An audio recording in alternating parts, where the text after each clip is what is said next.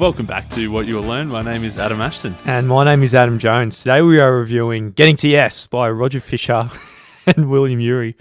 Negotiating an agreement without giving in. Mate, it's a good book, and it's all about negotiation. We'll get stuck in a sec. I was at the Crab Lab, free comedy session on Wednesday night, carrying the Getting to Yes and reading, and a girl came up and said, "Oh, why are you reading that?" She read it as well. It was a good book. Mate, did you have a barista story from this morning? Yeah, this morning I was reading this book, and the barista goes, "Oh, what's that?" In hand, and he picked it up and he goes, "Oh, international bestseller." And he's like, "What makes an international bestseller? Every fucking book's an international bestseller." But I think he's kind of got a point. There's a lot of international bestsellers out there. I don't know what the criteria is, but it seems like every book is. But I'm going to say this is a more legit one because it's an old book. So I reckon that holds more credence because it's old. These guys have been working together since 1977, the book says, and they've been writing a lot of negotiation books. I think it's a winner. Well, I see where you're coming from because it's that old. It must be good if it's been perennial to last this age, and if it's still applicable today, which it definitely is. So I'm looking forward to getting stuck in here. We should get stuck in. There was a long intro, but let's go into the intro. Negotiation is a fact of life. Everybody negotiates something every day. It might be discussing a raise with your boss. It might be lawyers settling a lawsuit. It might be negotiating with a stranger to find an agreeable price for a house, or it might be just discussing with your husband or wife where to go for dinner or what movie to watch. So the definition is negotiation is a basic means of getting what you want from others. It is a back and forth communication designed to reach an agreement when you and the other side have interests that are shared and others that are opposed. Yeah. So negotiation, like every negotiation is different, but there's principles, they say, within every negotiation which are the same, which is exactly what this book is about.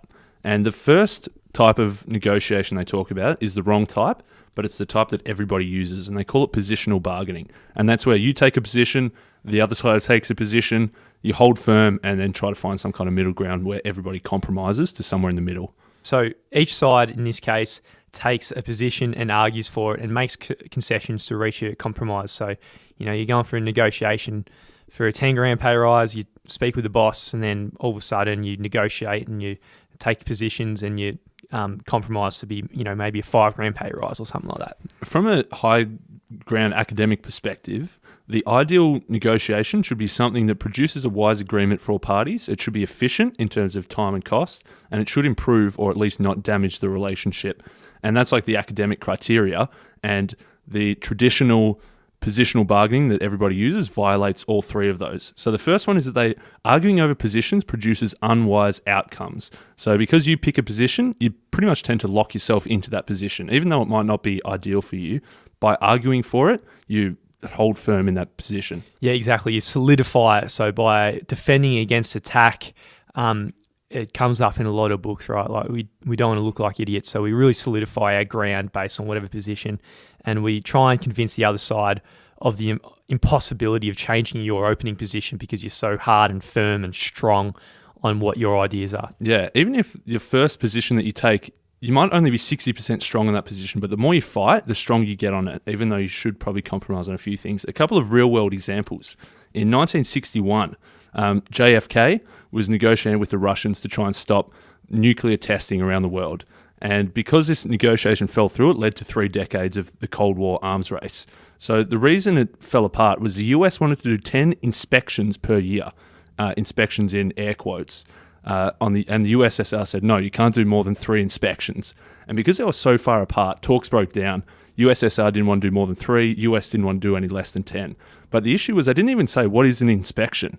Is an inspection one dude in a lab coat who goes in for a day and has a bit of a look around, or is an inspection 100 people that go to Russia for a month and comb over the whole country? And they didn't even define what the inspection was. All they did was they got stuck in the weeds of fighting 10 versus 3, and it fell apart and led to 3 decades of the Cold War. So arguing over positions is inefficient. It takes up a lot of time because everyone's so rigid.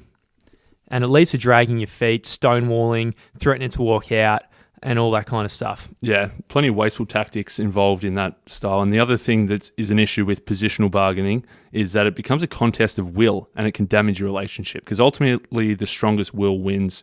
You pick a position, the other person picks a position. Whoever's the weaker backs out, and then the loser is going to be bitter forever after that. So it's going to kill your relationships as well. So this has all been a big setup. So positional bargaining is bad. That one out. And That's a big no. It's a big no. And what the solution he provides, or they provide in this book, is principled negotiation, which is the grandpapa daddy of the alternative. Yeah. And the 4 key components of principled negotiation is people. So you need to separate the people from the problem. Interests. So focus on interests, not positions. Options. Inventing multiple options, looking for mutual gain. And then criteria, insisting that you base this on objective criteria. And that's what the next 4 chapters are about, one each. And this is the method of principled negotiation. Let's get stuck in. This is the method. So number 1, what we need to do is first separate the people from the positions. Now, egos tend to become involved in substantive positions, and the relationships tend to be entangled with the problem, right? So we need to separate people's position and don't make it personal. Separate the person from the problem. So we're just dealing with people at the end of the day. That's the whole thing. Every negotiation is people and personal relationships. So we need to remove the person from their ideas. And this chapter is all about what we can do to best focus on the person and make it a strong personal, interpersonal relationship here before we get into the deep dive of the negotiation. So the big one here we need to do is we really need to see the position as the other. We really need to see the situation exactly how the other side sees it. And they say this is the most important skill that a negotiator can possess. And it's not just enough to know intellectually what they're thinking. You got to really understand empathetically exactly how they're feeling about the problem and really deeply understand what they're looking for. It's important to note that by understanding their point of view doesn't mean you're agreeing with their point of view, but if you don't truly understand their intellectual ideas plus their emotion behind their ideas, you're never going to be able to negotiate effectively. So you need to be empathetic. You need to get in their shoes and truly understand what are they talking about and why, and then you can actually start negotiating properly where you can form some win-wins. So you need to really communicate loudly and convincingly that you really understand it. So it's like seven habits of highly effective people. Seek first to understand, then be understood. So really let them know that you understand them, and then they might start looking to understand your position also. Definitely. A few other ideas that they say about the people side of things is you need to give the other side a stake in the outcome and get them to participate in the process. So by working together to come to a solution, if everybody works together, they feel a part of it, they're going to be more on board with the eventual outcome. So if you're a part of the process, then you're going to agree with the outcome. If you're not a part of the process and you're just given, here's the answer, you're going to almost all the time instinctively defend and say no. Whereas if you're a part of it, you're much more likely to say yes. So, both parties need to have complete ownership of the ideas. You can't just clean the floor of the other person and make them feel like they're an idiots. They've come in with some kind of principles, what they believe. They need to feel like they've at least gone in what they've gotten. Their ego saves face a little bit. And, if you think back to that USA and China idea that you had from back in the day, probably similar today with the trade wars that are going on, I can imagine with the huge egos involved with China and the USA, if someone wipes the floor with the other person behind closed doors, then they're not going to get an agreement. Both countries need to save face, looking like they've actually stuck to their national values and so forth. Another big one about communication, as you say, big one is seek first to understand, then to be understood. Another bunch of problems with communication in a negotiation is you might be either not talking to each other effectively, or you might be talking effectively, but the other person might not be hearing you, or even if they do hear you, they might misunderstand. So there's some key things that they suggest we need to do here in our communication. So listen actively and acknowledge what there's being said. Speak about yourself, not about them. So in terms of that, never condemn the other side for their thoughts and feelings, or just frame it like from your perspective, I feel let down, not that you broke your word and attacking them. So always position those types of ideas as what you're feeling, not what they did and why they're so bad. Just say, this is how you made me feel. And another one is like, if you show that you're actually understanding them by rephrasing and making sure that you really know what they're saying, not misinterpreting what they're saying. And then you can clarify what they're actually saying first before you get stuck in. So that's step one, man. Separate the people from the positions. So the positions is not entangled with the person's ego and so forth. I think it's important to focus on that people side of things first. Make sure communication is effective and make sure you're treating the other person as a part of the process, not as your competitor. The next step in this whole process is to focus on interests and not positions. Yeah, this is key, and this is where it really differs from the old school positional bargaining. And a good story to kick it off is there was two kids fighting over an orange, and one kid wanted the orange, the other kid wanted the orange. What they did eventually was they cut it in half, and both kids got half an orange. The first kid ate the fruit and threw away the skin, and then the second kid used the skin to make a cake and threw away the fruit. So both of them only got half of what they wanted. But if they actually focus on the interest, so the interest of one was saying, I want to eat the fruit, the interest of the other was saying, I want the skin to bake a cake, they could have both had 100% of what they wanted. So looking beyond the position of, I want this orange, look to why do they want that orange. So the position in this case would be that, yeah, as you said, one, they want half, they all both want half, but one step below that is the interest, I want to bake a cake. And then the other part is, I want to eat the orange. So getting to the depth of interest, you can both get a much better solution than the 50-50 cut. So what we need to do now is, earlier we've done some empathetic listening.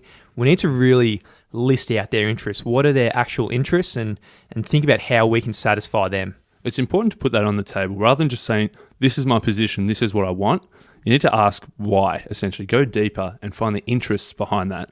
Because whilst you might not be able to fulfill their position as they state it, you might be able to fill 90% of their interests behind the position.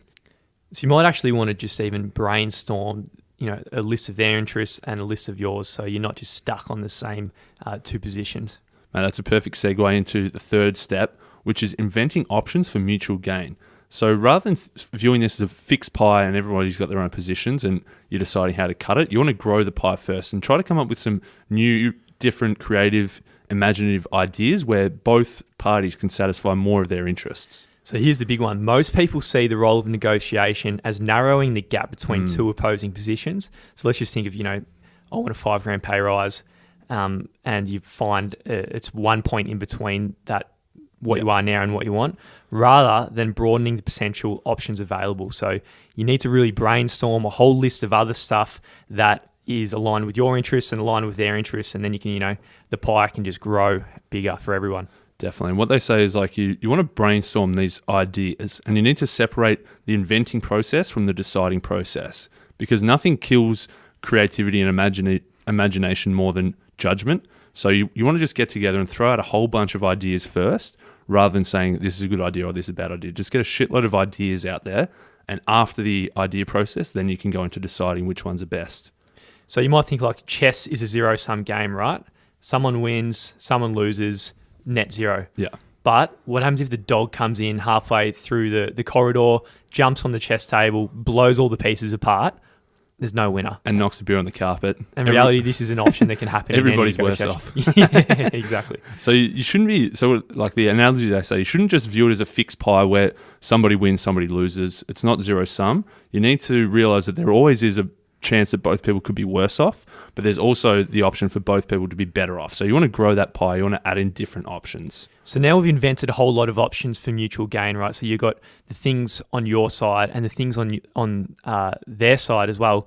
So you got to go through the list now and think, what can you invent that might be attractive for them and serves their interests, but at the same time is very low cost for you? I think that's a bloody good line they've got in there. That's the key, man. One example, a real world example, but we sort of made up. Say someone they want a 5K pay rise. And the old school position would be, okay, I want a 5K pay rise. The boss says, no, you get 0. You eventually get a 2K pay rise. That would be the old school. But the 5K pay rise, if you look beyond that, the interest behind that might be, I'm working a second job where I work 1 day on the weekend and it gives me an extra 5K a year. If I got a 5K pay rise, I wouldn't have to do that, so I could spend more time with my kids. So that's the interest behind that. And the boss could say, okay, rather than giving you a 5K pay rise, how about 1 day a week, you work from home, you can drop your kids at school, you can pick them up from school, you can play with them after school. And so that means that rather than getting the pay rise of that hard position, they found that, okay, we all win. I get the same amount of work, you get the same amount of money, but you get that extra freedom of that 1 day a week. Yeah, it's a great analogy. Well done, mate. I really like that story. Mate, just inventing some new options for mutual gain. Love it. So the next one, all right, so that's number 3. Number 4 is insist on using objective criteria. Another good one. Yeah. So rather than just saying, I want to sell my house for $450,000, then you need to think, okay, what's the objective criteria? What's the theory or the formula used to come to that thing? So not just a subjective, this is what I think it's worth. Try and find some objective measure. And it applies to all different types of negotiation. There's always some way you can use an objective criteria. So no negotiation is likely to be efficient if you put your will against theirs. You need to find something really objective and independent, not part of both of your clashes of wills there. And you just use the example of a house. So say if you're negotiating a house price, you might look at what are the prices of the houses selling in our area and neighbourhood, and use that as the objective criteria and bring that to the negotiation.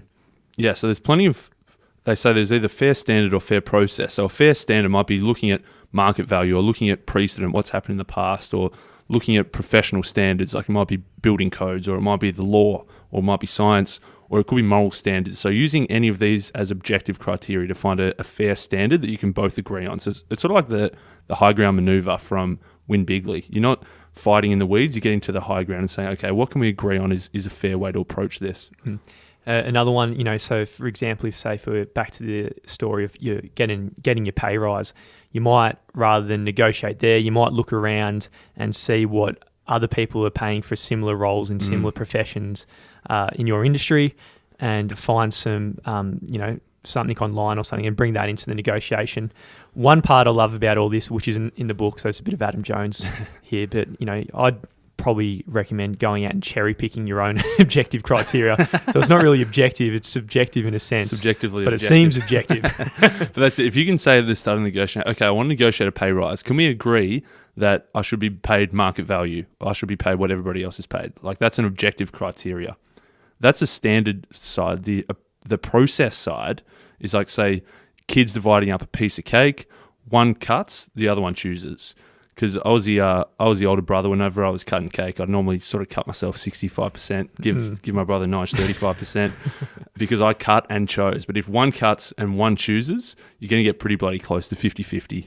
Another type of fair process is you should agree before you decide roles. You should agree on the arrangement first. So the example I use, which I think is great, is like, say, who gets the kids in the divorce? Before you say who gets the kids, you should say, okay, let's say one parent, the kids live with the parent during the week, and the other parent gets to see them on the weekends. So if you can both agree on that, you're going to come to a most mutually agreeable arrangement first, and then you say, okay, who gets during the week, who gets the weekend? The other way would be, okay, the kids live with mum, and dad gets to see them on the weekend, and then the mum says, no, you can see them every once a month, and the dad says, no, I want to see them every 2 weeks. So because you've done roles first before arrangement, it tends into this positional thing. But if you don't assign roles first, you go for the mutually agreeable arrangement first, it's going to be much more equitable at the end. Really like it. So that's fair standard and fair process, and maybe cherry pick what's best for you. That's the Adam Jones special. The Adam Jones special is the cherry picker special. So, and there's 3 basic points to remember when we do all this. So first, we need to frame each issue as a joint search for objective criteria. Yeah, that's like the high ground maneuver. Let's find the objective criteria before we discuss the specifics. And you're both on the exact same search, and you're both on the same side of things here. It's a good move. It is. Number 2, reason and be open to reason, and as to which standards are most appropriate and how they should be applied. Yeah. He talks about how you could say, okay, let's use a bit of a chance here. Let's flip a coin. Even though the outcome might not be equal, both people had an equal opportunity to get it. Number 3 is never yield to pressure, only to principle. I think that's a very, very, very important one there. So the other person might be putting pressure on you, and it's almost like entangling the people's ego into the problem again. You need to take a step back, be objective again, and say what's the objective criteria we're going for. Yeah, rather than just the positional bargaining, the old style. It really is who is the stronger one, and that's when you're going to yield to pressure. But if you can agree on these principles and this objective criteria, you're only going to admit, okay, I agree that is a better way to do it, rather than saying you're right, I'm wrong. So they're the 4 steps, man. It's for principle negotiation. First of all, separate the people from the positions. Second, focus on interests, not positions. Third, invent options for mutual gain. And fourth, insist on using objective criteria. No, I think it's a phenomenal way to approach any negotiation. It's a bit of a framework as to what you should do and how you should do it. And the next part of the book, they talk about a few specific examples of how do you apply this. It's been pretty theory-based so far. This is sort of how you can apply it. And they give some awesome ideas as to the application of these negotiation tactics or principles. So he's got more advice here in terms of negotiation and at the end of the book. And whoever has higher leverage in a negotiation, he says, is going to get the better result. And, so at the end of the book, he really explains how you can develop more leverage so the result can be swinged in your favor that little bit more. Yeah. One tactic he talks about is ask questions, then pause. He says that silence is one of your best weapons. I think it is true. Rather than making a statement, ask a question and then pause. Wait for their response. If they give a response that isn't satisfactory, if it's a half-assed reply, don't give them the easy out. Just give more silence. And that awkward silence is going to make them rethink their answer and think, actually maybe ... and they're going to fill in the gap for you by making a more reasonable response. Rather than you saying, no, that's a silly idea, leave the silence, make them realize that it was a silly idea and give something better. I thought that was a pretty cool tactic. It takes a lot of balls to just ask questions, then pause and leave an awkward silence. But because if you're feeling awkward, they're going to be feeling awkward too. And if you can just leave a bit more silence, they'll probably fill the gap for you. Yeah, the weaker person is just going to just throw out, just panic and then just throw out something that they want just to remove the awkwardness. The other thing here is develop your best alternative to negotiated agreement. In other words, let's take it back to this example of a pay rise. So developing a BATNA in this case would be going out and developing an alternative to what the negotiation is. So you might actually go out there and get a job offer. And if you bring another job offer, put that on the table, you have absolute leverage over the other person because they know if they don't yield to what your negotiation objectives are, then it's quite easy for you to just go out and leave them all alone in the abyss. Yeah. Whoever has more leverage or whoever has more power generally wins, and it almost comes down to whoever needs it the least. So if you've got an alternative, so if you can't negotiate an agreement, you need an alternative. If you go in asking for a 10K pay rise, they say no, you've got no other job, you've got no power there. You either fight and lose your job altogether or you just cop it and say, okay, fine, I get nothing. But if you've got another job offer and you can say, if I don't win this negotiation, my alternative is to go somewhere else where I get a pay rise. You got so much power there. So that's the book, Getting to Yes, man. It's a really, really good book, I think. It's a short one, not too much fat in it. And it's one of those books, right? It costs you $25, 8 hours. But I guarantee if you use this and you understand it the rest of your life, there will be situations where your new negotiation skills might get you an extra $5,000 on your pay rise. It might get you a better deal on your car or your house or whatever. So there's a lot of value packed in this book. So with that in mind, I highly recommend this. Yeah, it could be a huge return on investment. It's only 150 pages. I actually think I probably preferred the book. I reckon there's a lot of juice in here, like just smaller things you can think of that we didn't cover here. I reckon it's a great book. But the most important thing for me was the interests rather than the position. So always thinking, whenever someone states their position, think, what are the interests behind that? What are the reasons behind that? And maybe you can fulfill most of their interests without fulfilling their full position. And I really like the add-on to that is how can you add a lot of value to their interests with things that are low cost to you. Yeah, grow that pie first before you cut it up. And the other one I really liked, just extending this, is the objective criteria part as well. I think we just recap the whole book. It is, yeah. I really like that you've got to separate people from positions too, yeah. So yeah, they're normally good books, man, when you can really simplify it down into like one paragraph or 30 seconds of words like we just did then. And there's some huge takeaways just underneath those. Definitely. And if you're ever buying a book and you want to grab a book online, we use Book Depository, free shipping, almost always the cheapest place you can find it. And in every episode show notes, and we've got a link to Book Depository where we get a little slice of the action. If you're buying a book anyway, we'd love it if you could click that link.